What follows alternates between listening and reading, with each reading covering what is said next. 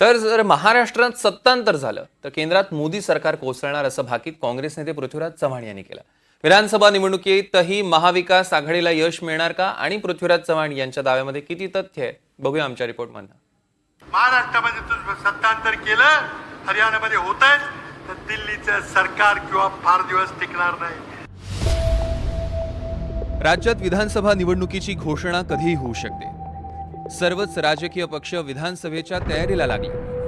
अशातच काँग्रेस नेते पृथ्वीराज चव्हाण यांनी विधानसभेनंतर केंद्रातलं मोदी सरकार कोसळेल असं भाकीत केलंय। महाराष्ट्रात सत्तांतर झाल्यास नितीश कुमार आणि चंद्राबाबू सरकारचा पाठिंबा काढून घेतील असा दावा पृथ्वीराज चव्हाण यांनी केला।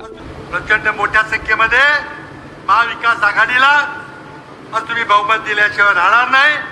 महाराष्ट्रामध्ये तू सत्तांतर केलं, हरियाणामध्ये होतंय, तर दिल्लीचं सरकार किंवा फार दिवस टिकणार नाही। मोदी सरकारची खुर्ची टळमळीत चाललेली आहे आणि निवडणुका झाल्याबरोबर चंद्रबाबू नायडू आणि नितीश कुमार हे मोदींना सोडून पुन्हा अटल बिहारी वाजपेयी यांच्या 13 महिन्याच्या सरकारची पुनरावृत्ती झाल्याशिवाय राहणार नाही। लोकसभेत भाजप 240 जागांसह सर्वात मोठा पक्ष ठरला।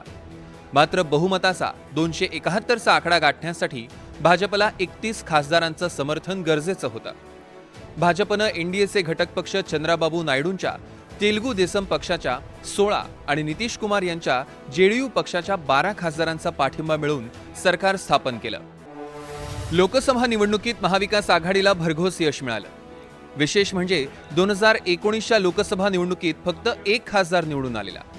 काँग्रेस पक्ष 2024ला 11 जागांवर विजय मिळवून सर्वाधिक मोठा पक्ष ठरला। हीच लाट विधानसभा निवडणुकीतही कायम राहील असा काँग्रेस वरिष्ठांना ठाम विश्वास आहे। दरम्यान महायुतीच्या नेत्यांनी पृथ्वीराज चव्हाणांच्या या वक्तव्याचा चांगला समाचार घेतलाय। स्वप्न बघायला कुठं पैसे पडतायत, स्वप्न त्यांनी बघत राहावं। पूर्वी काँग्रेसची सत्ता महाराष्ट्रातनं का गेली याचं देखील आत्मचिंतन करावं। आता इकडचं सरकार जाईल, तिकडचं सरकार जाईल, उलट सरकार आता भक्कम झालेली आहे। कारण भारतीय जनतेला, भारतीय मतदारांना नक्की आरक्षणाबाबतची काँग्रेसची भूमिका ही अमेरिकेतनं कळलेली आहे। ज्या पृथ्वीराज चव्हाणांनी काँग्रेस राष्ट्रवादीचं सरकार महाराष्ट्रातलं घालवलं, सर्वाधिक कारणीभूत ते आहेत।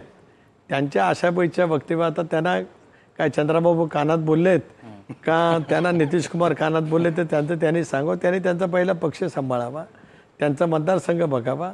महाराष्ट्रातली काँग्रेस जनांच्यामध्ये जी सुंदोपसुंदी आहे ते गट एकत्रित आणण्याचा प्रयत्न करावा आणि मग इंडियाबद्दल बोलावं। लोकसभा निवडणुकीत महाराष्ट्रानं मोदींचा विजयरथ रोखला। महाविकास आघाडीनं महायुतीचं 45 पारचं टार्गेट फोल ठरवलं आणि देशातही 400 पारची घोषणा देणाऱ्या भाजपला 293 जागांवर समाधान मानावं लागलं होतं। 2019ला स्पष्ट बहुमत मिळवणाऱ्या भाजपला नितीश कुमार आणि चंद्राबाबू नायडूंच्या मदतीनं सरकार स्थापन करावं लागलं। त्यातच नितीश कुमार यांचा पलटी मारण्याचा इतिहास पाहता भाजप नेते ताकही फुंकून पितील अशा स्थितीत आहे। Bureau report, NDTV Marathi.